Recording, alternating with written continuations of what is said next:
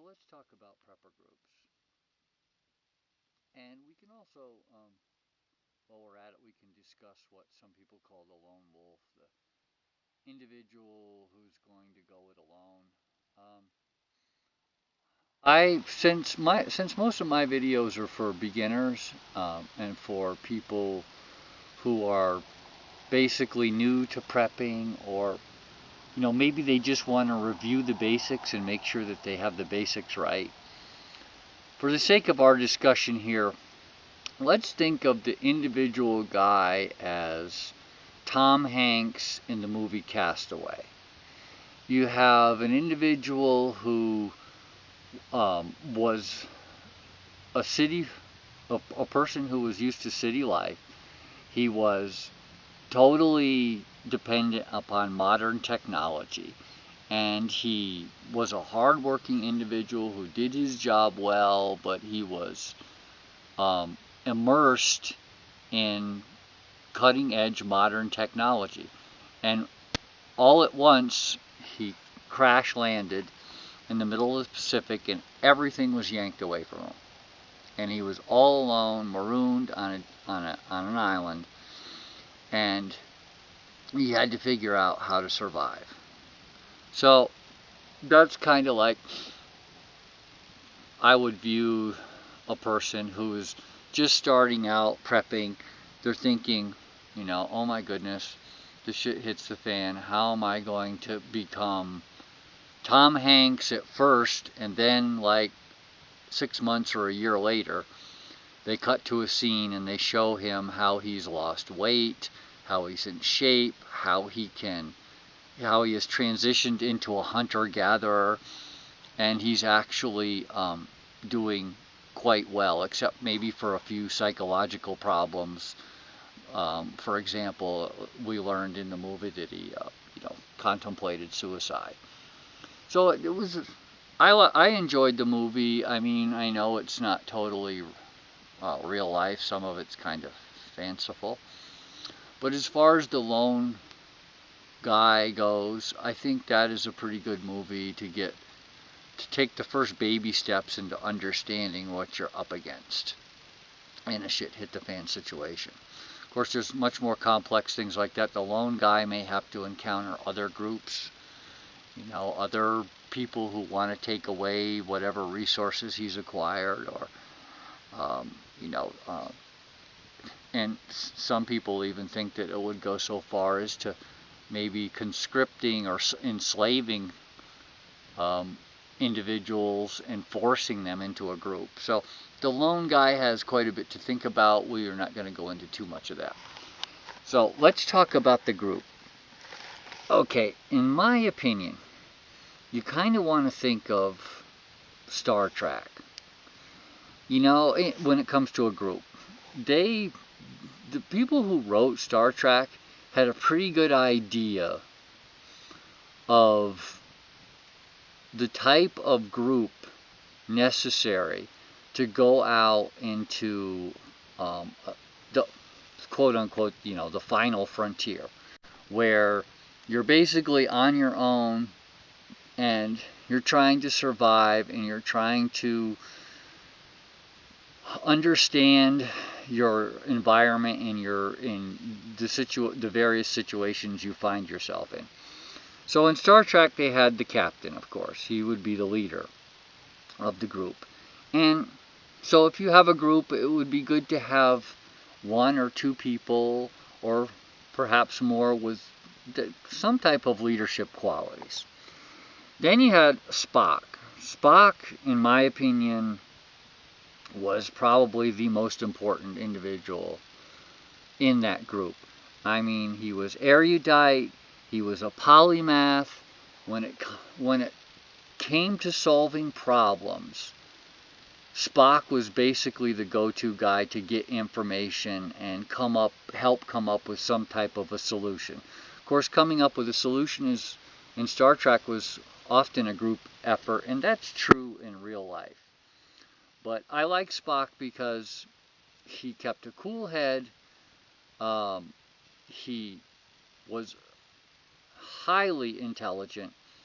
Um, gifted in mind, and in body he was, very strong. So Spock is kind of a guy that would be great if you could have him in a group. Then, of course, there's communications. Lieutenant Uhuru, if you remember her. And communications are very important in a group. You have the medical sick bay, you have Bones, the doctor.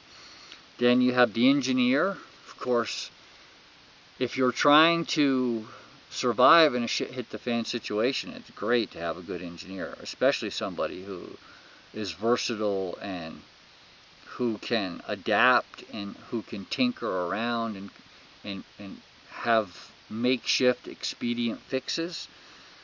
That type of guy would really be valuable in a group. You have the navigator. Navigation is, being oriented and understanding where you are and where you need to go. That's extremely important. Security is kind of like Star Trek. They didn't really have security per se. They, in fact, those guys are always in the away party or something. Those guys were always the ones to get killed. But it wouldn't hurt to have somebody with some type of security background, that's for sure.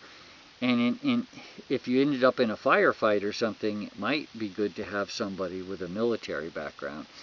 I would consider a military background a warrior.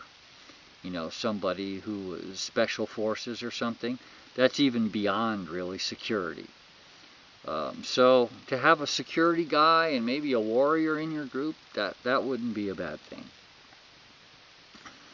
So you need somebody who can help with the food situation. So an agronomist would be great because they understand how food is grown, what it takes to get to make a healthy plant, right from the very soil, from sowing to the harvest. An outdoorsman or a bushcrafter or whatever term you want to use, but somebody who is very skilled at hunting. That would be in trapping and fishing. Those fur fishing game, that is a very important aspect of group survival. Another thing, if you're going to focus maybe on setting up some type of livestock operation eventually, a rancher wouldn't hurt to have in your group.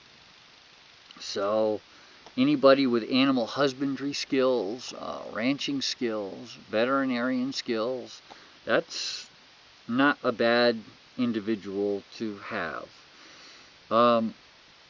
Finally, let's think about having some type of a holy man or some type of individual who has a religious background, who can help with the morale of the group. A religion could potentially tie a group together. I know a lot of it's controversial. Some people are against it. They feel that religious groups are fanatical, and I guess that can be true. But don't underestimate the ability to bond and build a rapport.